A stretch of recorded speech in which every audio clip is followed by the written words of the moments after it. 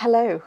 I wanted to make this video because my channel is all about trying out mindful practices and concepts and showing you how meditation can help you to observe and not necessarily take your thinking as fact. And I want to explain a bit more about how it can do that.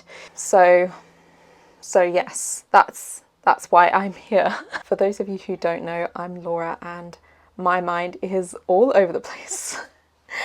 But I'm learning to be aware of that, and I will show you why that's important. In this video, we will cover what default modes of thinking are and how you can kind of step out of that and not clear your thoughts, because we'll go into that, but actually just using breathing in a quick way to actually reframe what's going on in your mind. The simplest way to explain default mode is you feel like you're just being carried in life from one thing to the next, and you're eating, driving, going to work, cleaning, just without fully being in that moment, because your mind is focusing on something in the past or the future.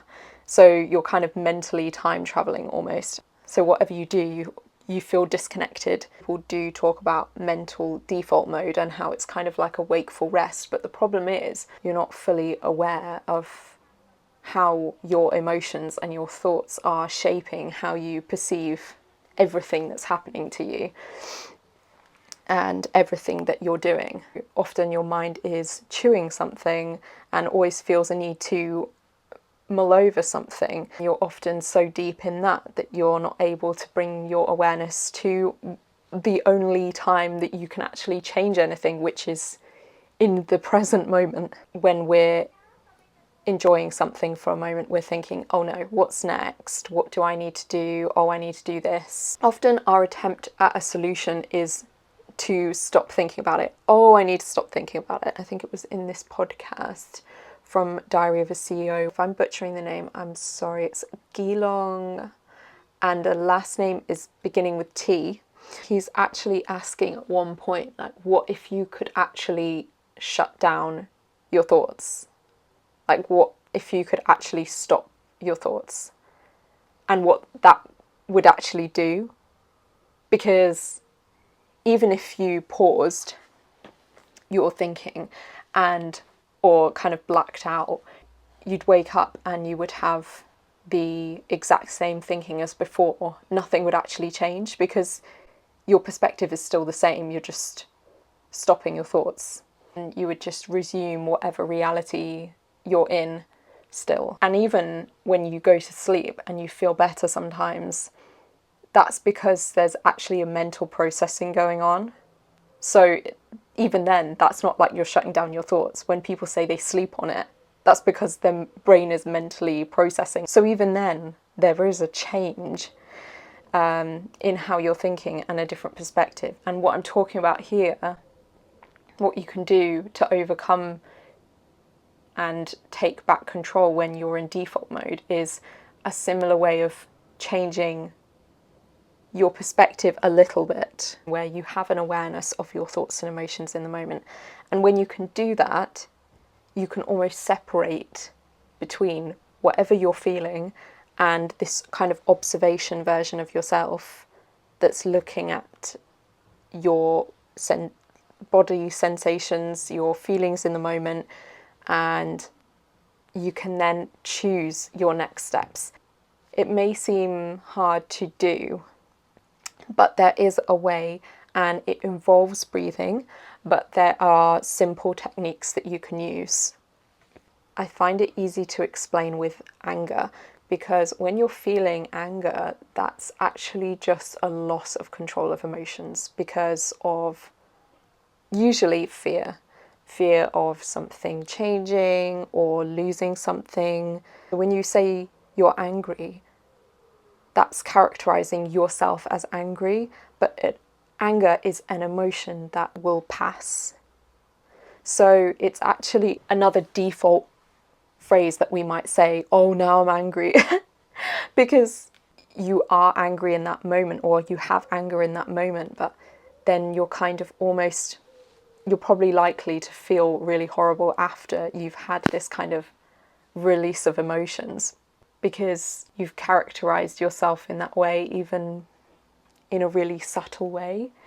When you're observing some of the emotions, feelings, and sensations in your body that anger is giving you,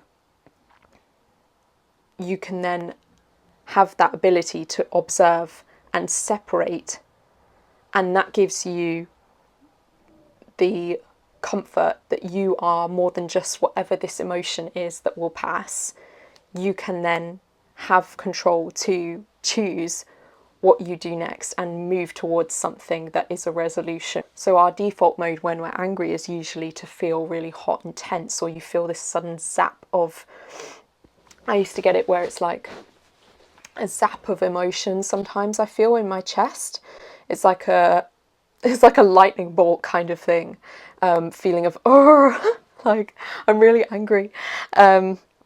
Obviously, I'm not angry while I'm laughing. Some of these observations that you might have are, oh, my muscles feel really tense, or, oh, my heart's beating faster. So once you have this, then you're separating it, you're observing yourself almost. And you're an observer, you realise there is still a part of you that is not that anger. It's another part, it is your being, in a way. I will say, of course, that meditation is a way of practicing having a lens of awareness, but there are ways to trial it out, because even 1-minute meditations exist. If you want to just experiment with the feeling of awareness, then you can just try these steps and then see how it feels. And if you might get just a taste of what the concept of a simple meditation could be for you. First thing you would need is an anchor. You cannot just jump into a state of awareness or a state of groundedness. You need something, and usually this is the breath. There are so many different techniques, obviously, but it doesn't have to be box breathing, triangle breathing, 3-part breath. You can do 3 consecutive deep breaths. One thing I would say though is when you breathe in, take the breath all the way to the diaphragm, because if you're breathing really shallow from the up half of your chest, that's like you've just come out of the water and you're trying to gasp for air. So that's not really going to help you. So instead, when you're breathing through your diaphragm, you're more likely to activate the parasympathetic nervous system. You're more likely to get into more of a rest and digest state rather than, oh my God. I like to see these 3 breaths as almost allowing you to just wipe away the steam from the glass and kind of look internally. As you're breathing in and just settling in that moment, it's easiest to start with scanning your physical sensations first. So let's say your default mode of thinking has said, oh, I need a coffee. Ugh. In that moment, settle into 3 consecutive breaths and use the breath to almost do a scan internally. Do I feel tired? If I do, where is the tiredness in my body? Do my limbs feel heavy? Do my eyes feel heavy? Do my muscles feel tired or fatigued? With the exhale, just allow it to flush everything away into the ground. Just release, because breathing allows you to do that. Just mentally release and physically release as well. By leaning into your physical sensations, you can then use that to transition into the last step, which would be use your observation of your body and how it feels to sink into a mental scan. So do you feel like a tiredness where you're mentally coiled and almost ready to snap, or do you feel more lethargic and disconnected? And okay, maybe this tiredness is a specific kind of tired that I can identify, where maybe coffee isn't what I need, maybe I need an actual rest. Is it to do with my sleep pattern? So is this to do with how much sleep I'm getting at night? You know, I guess you can't always just have a nap at work. So, you know, it's about, have I got enough sleep last night? And if not, why not? Because if you are feeling physically tired anyway, then that's going to affect how you're processing things. At least I know it does for me very quickly. And you will be able to tell if I haven't had my 8 hours of sleep. So you can use these 3 steps: grounding with 3 consecutive breaths, looking at your physical sensations, doing a body scan, and then using that to transition into mental awareness and looking at what emotions are going on in that moment. And through that, then usually you can come out of that moment, or you can go into a longer meditation practice if you do that. And I find just using the breath in just 1 minute, you can just really reduce. I've seen it sometimes in a few seconds. I'm able to just have that snap of awareness and then reduce. So once you realize again that your thoughts are temporary in this moment, you are fine and you are safe. You know, you're just being, you're just here. We're on a rock. Even if you're thinking about the fact that you're thinking, and you're going, oh my God, I can't even do this for like 2 minutes, you know, I can't even breathe right. Like, A, what is that doing for you? And also have patience for yourself, because you don't master, you know, I don't know, swimming straight away. You practice, and it is almost a mental muscle that you're working, this neuroplasticity. When you're bringing your awareness back each time, you're strengthening your ability to do that. So it will be something that you see very, very gradually. You have these little moments of awareness and you maybe start to see the benefits of that. Then you can expand your practice a bit more. But I think you find a way of mindfulness that works for you. I'm trying on this channel to bring more different ways that you can incorporate various mindful practices into short little things in your everyday. You know, this could be anything from walking to brushing your teeth, taking a shower, as well as some practice that are really good for emotional release. Yeah, meditations that feel like self-care, almost like a massage, because some massages are painful. But if that's something you're interested in, do follow the videos on this channel. I don't want to pressure anybody to subscribe.